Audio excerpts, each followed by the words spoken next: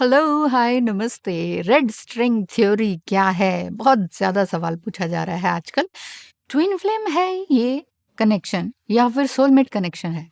तो आज हम यही बात करेंगे। कभी-कभी लाइफ में ऐसा इंसान आ जाता है जिससे मिलकर ये लगता है कि ये कनेक्शन बहुत नॉर्मल नहीं है, डेस्टाइन्ड कनेक्शन है, कोई इनविजिबल पुल है, कोई ऐसी डोर है जो दिखती नहीं पर होती ज़रूर है, महसूस ज़रूर होती है।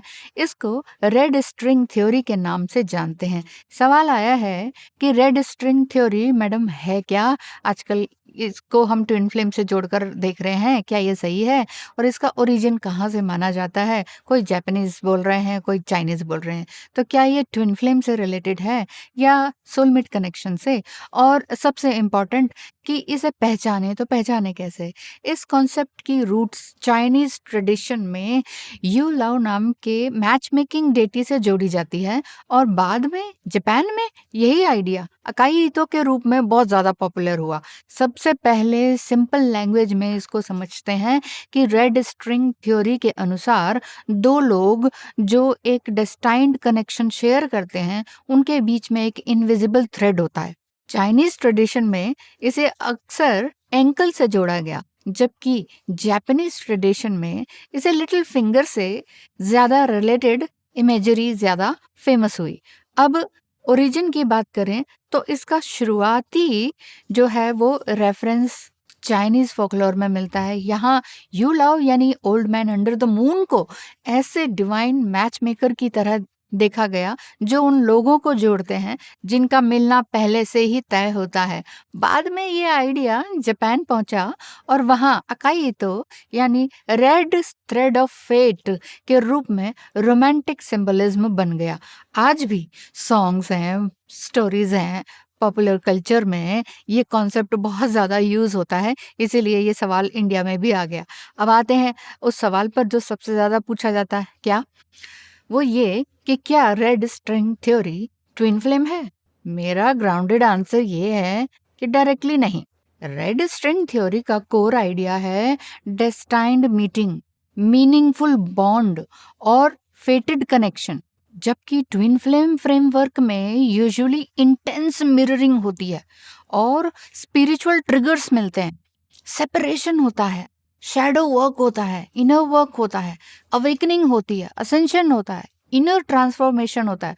बहुत ज़्यादा फोकस इन्हीं सब चीज़ों पर होता है, जबकि red string theory twin flame अगर हम बोल दें रेड स्ट्रिंग थ्योरी को तो वो नेचुरल नहीं माना जाएगा। सोलमेट टाइप थोड़ा सा माना जा सकता है कि सोलमेट के करीब करीब बैठता है कि भाई तुम दिन को अगर रात कहो रात कहेंगे, इस तरह से। बट ठीक है, सोलमेट कनेक्शन के करीब करीब है, but soulmate connection is equal to red string theory मैं नहीं समझती कि ये है। और ट्विन फ्लेम तो बिल्कुल ही नहीं, क्योंकि ट्विन फ्लेम एक रोलर कोस्टर राइड है और हर हर रेड स्ट्रिंग टाइप बॉन्ड का मतलब लाइफ लॉन्ग रोमांटिक यूनियन भी नहीं होता है और हर ट्विन फ्लेम का मतलब रेड स्ट्रिंग भी नहीं होता है। कभी कभी व्यक्ति अपनी लाइफ में, आपकी लाइफ में कोई एक पार्टनर बनकर आता है, वो लेसन बनकर आता है, अवेकनिंग बनकर आता है। कभी सिर्फ इतना काम कराने के लिए ही आप अपने दिल की सच्चाई को पहचान सको, बस इतना ही काम कराने के लिए सामने वाला व्यक्ति आपके जीवन में आता है। इसीलिए किसी को भी कनेक्शन का लेबल देने से पहले उसके इफेक्ट्स को देख लेना जरूरी है कि मेरे अंदर क्या चेंज आया। ठीक है, अब सवाल ये आता है कि अगर ये सोलमेट एनर्जी के करीब है तो इसे पहचाने कैसे? पहला साइन ये हो सकता है कि स्ट्रेंज फेमिलैरिटी। आपको लगता है कि ये इंसान नया होते हुए भी अजीब तरीके से जाना पहचाना लगता है। कोई लाउड ड्रामा नहीं है, पर एक क्वाइट रिकग्निशन फील होती है कि नहीं? दूसरा साइन है repeated return of the connection theme. हो सकता है लाइफ अलग डायरेक्शन में चली जाए, साइलेंस आ जाए, डिस्टेंस भी आ जाए, लेकिन फिर भी किसी न किसी रूप में उस कनेक्शन की एनर्जी वापस सामने आ जाती है। कभी कभी थॉट के रूप में आ जाती है, कभी अनएक्सपेक्टेड मीटिंग के रूप में आ जाती है, कभी टाइमिंग के रूप में आ जाती है। तो इस तरह के साइन दिखते हैं। अब तीसरा साइन बताती हूँ कि पुल विदाउट कांस्टेंट फोर्स। ठीक है, यानी कि ये बहुत ही इंपॉर्टेंट है। रेड स्ट्रिंग टाइप कनेक्शन में पुल हो सकता है, लेकिन सिर्फ एंजाइटी, चेजिंग, पैनिक और स्लीपलेस नाइट होना और ऑब्सेशन होना वो नहीं होना चाहिए। अगर कनेक्शन आपको सिर्फ तोड़ रहा है, कोई भी कनेक्शन, कंफ्यूज मत होइए, कोई भी कनेक्शन आपको तोड़ रहा है, आपकी सेल्फ रिस्पेक्ट को गिरा रहा है, तोड़ रहा है, मरोड़ रहा है, तो ये चीज समझ जाने की जरूरत है। और इनसिक्योर फील करवा रहा है, डर लगवा रहा है अंदर से, तो फिर वो कनेक्शन कुछ भी नहीं है। चौथा साइन है मीनिंगफुल सिंक्रोनिसिटीज। यस, सेम नंबर्स भी दिख सकते हैं, सेम सॉन्ग्स भी सुनाई दे सकते हैं, अचानक नाम बार बार दिखाई देना, सुनाई देना हो सकता है, अनएक्सपेक्टेड री एंट्री आपके पार्टनर की हो सकती है। ये बहुत ही इंपॉर्टेंट वार्निंग साइन भी है। साइंस अकेले इनफ नहीं होते हैं कि हाँ साइंस मिल रहे हैं तो भाई सब कुछ है। माइंड कभी कभी पैटर्न बहुत जल्दी बना लेता है, इसीलिए साइंस के साथ रियलिटी भी देखनी होगी। रिलेशनशिप में म्यूचुअलिटी है कि नहीं, या एफर्ट्स है कि नहीं, या एक दूसरे के लिए रिस्पेक्ट है कि नहीं, ये चीज़ें देखना ज़रूरी है, सिर्फ साइन नहीं।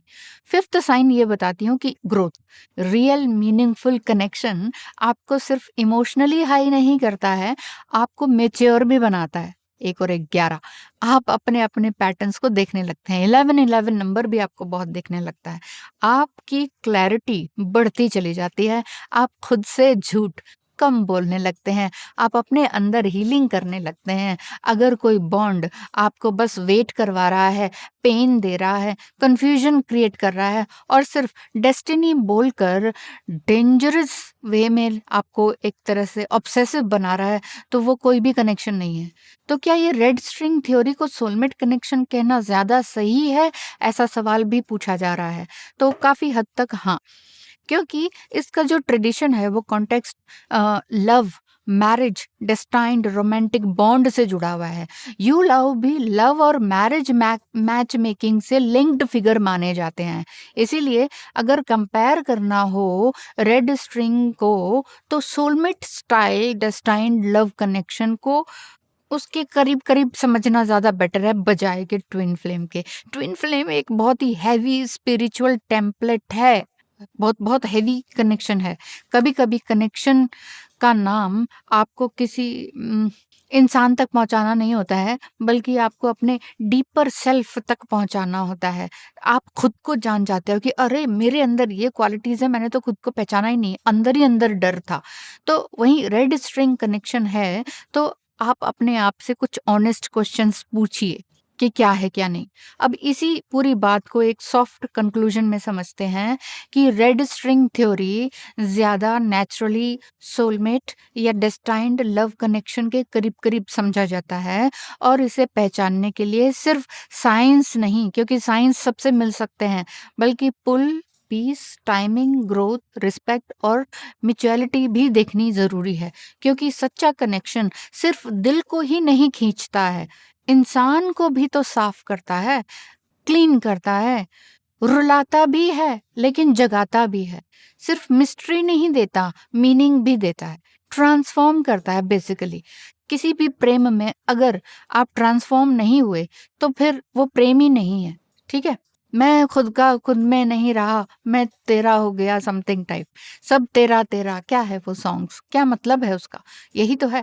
अगर इनर ग्रोथ आपकी प्रेम में हो रही है, तो आप उसको रेड स्ट्रिंग थ्योरी बोल लीजिए, सोलमेट बोल लीजिए, ट्विन फ्लेम बोल लीजिए, कार्मिक भी बोल सकते हैं, क्योंकि कार्मिक व्यक्ति भी कभी ना कभी चेंज होता है।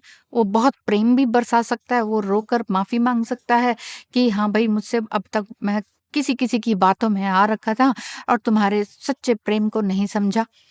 सेम हस्बैंड वाइफ भी कार्मिक हो सकते हैं, तब भी वो इस तरह की बातों में आ सकते हैं। ट्विन फ्लेम भी हो सकते हैं, वो रेड स्ट्रिंग थ्योरी भी बना सकते हैं।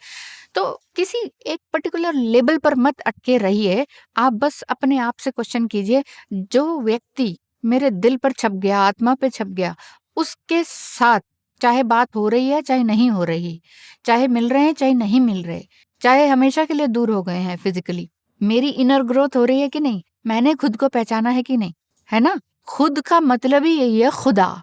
खुदा देख लिया मैंने अपने भीतर की नहीं, बस ये जान लीजिए, तो आपका दिन भी अच्छा हो जाएगा, आपकी लाइफ भी अच्छी हो जाएगी। क्यों, क्या समझे? मिलेंगे कल फिर। Thank you.